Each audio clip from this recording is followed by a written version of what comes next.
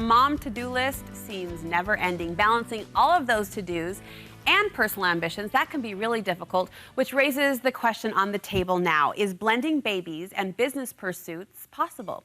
Crystalee Beck left the corporate world with a burning passion to help mom entrepreneurs learn the essentials they need to succeed. In fact, she's identified 4 core needs all mom entrepreneurs should have. It's great to have you, great to meet you, and I love a woman who's been there, done that, and is taking it forward and helping other women move forward as well. There seems to be somewhat of a, I don't know if I want to say fear, but a trepidation, a little hesitancy about jumping into a business when I'm still in the thick of motherhood with babies underfoot. What do you say to the woman who says, I'm just not sure if I can pull it off?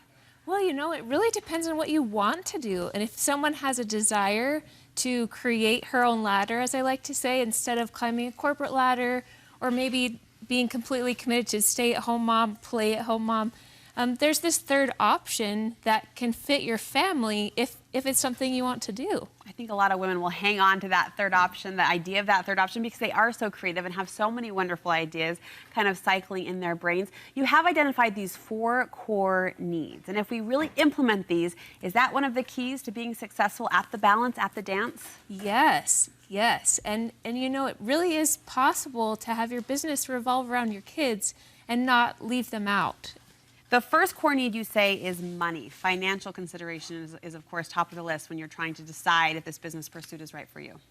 Yes, and so absolutely it does take some money to make money, even if it's just investing in a website. And you know, last year Fortune magazine found only 2% of venture capital went to women-funded businesses, but there are creative ways to fund your business that don't require a bank loan, that don't require venture capital. Like what? Help us think creatively here. Oh, sure, yeah. So 4 different ideas. So if you're a product-based business, you can do pre-orders for your product. So places like Kickstarter are a great idea. If you're service-based, you can get client deposits. So if you're an interior designer or marketer, before you've even done any work, you can get 30%, even up to 50%. Up front. And that helps you, yeah, with your cash flow, exactly. Okay. 2 other ideas quickly. Yeah. So you can have sponsors, and that does require you to offer them value. So you need to build an audience. But if you have an audience that aligns with a brand, they can help sponsor you. And then my favorite is the 4th, which is grants. Going back to college days, I was all about finding scholarships because it was free money. Smart of you. And grants are the same thing, where they're interest-free, and and there aren't a lot of them specifically for women, but they are out there.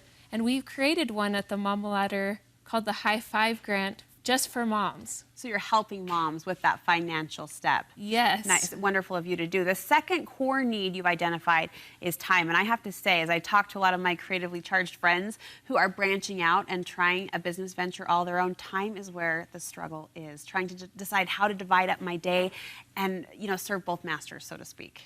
And you know, time as a mom is so much more important than money, because we only have so much time that our children are little.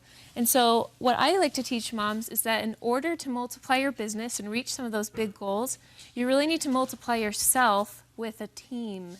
And there are lots of ways to do this. This is essential if you want to not feel that mommy guilt or feel like you're not putting your kids first.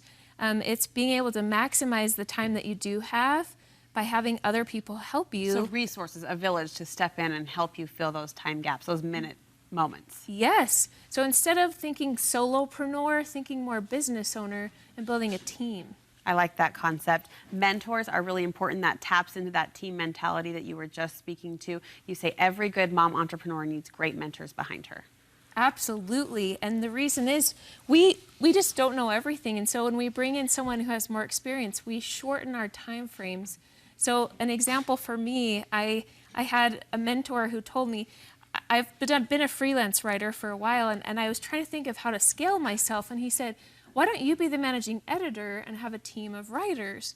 And I've built this very talented team, and so together we were able to serve clients, and it works great for all of us. How does community come into play? Community is so important for mom entrepreneurs, because both being a mom and an entrepreneur, it can get lonely if you allow yourself to be lonely. But when you find your tribe and you join forces, I mean, we really can empower each other and help each other be brave and take the next step. Sure, I like that. Be bold. What a great Yeah. time to step out into the business pool, dip your toe in, so to speak, with social media and with the ease of connections that we're offered in this modern day technology age. So good points. Great points, Crystalee. Thank you so much. If people want to connect with you, you talked about the grant you offered and the services you provide women. How can they connect? So we are at Mama Spring, excuse me, we're at themamaladder.com. We're hosting Mama Spring Break. It's our signature retreat. And we're actually opening up registration right now. So You can sign up on the website. Yes. Okay, great. We'll push you there as well from our website. All of the links and connections are at studio5.ksl.com. Great advice. Thanks again.